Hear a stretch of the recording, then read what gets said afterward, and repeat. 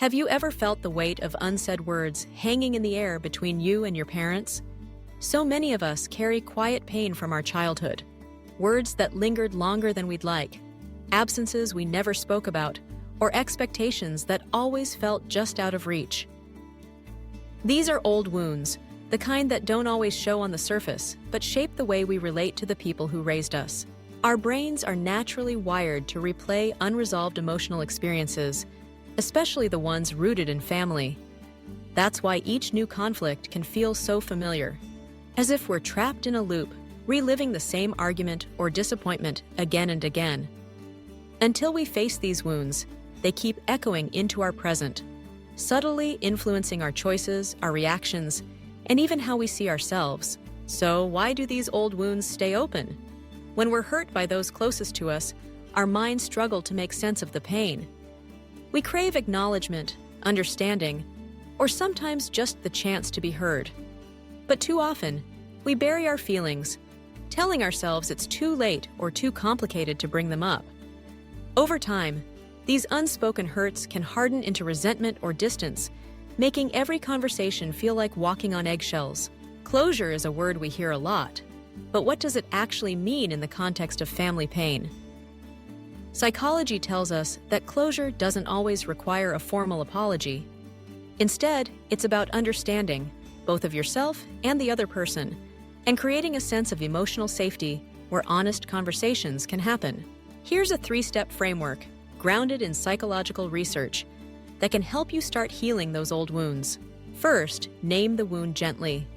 Instead of saying, "You never loved me," try expressing your feelings with vulnerability. "I carried the feeling that I wasn't enough. Did you ever feel that way too?" This kind of openness invites empathy instead of defensiveness. Next, shift from blame to curiosity. Ask, what was happening for you during that time?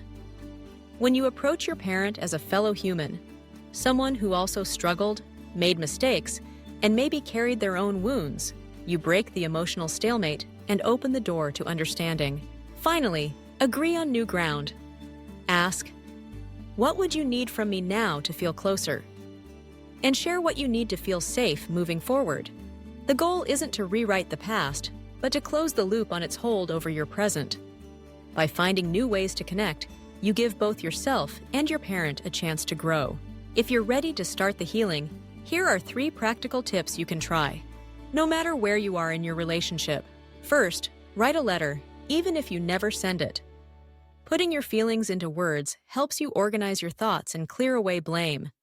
The act of writing can reveal patterns you didn't see before and help you process emotions in a safe, private way. Second, set aside a truth talk time. Keep it short. Turn off your phones. Make a pact that this conversation is just for honesty. No interruptions, no distractions, just a chance to speak and listen.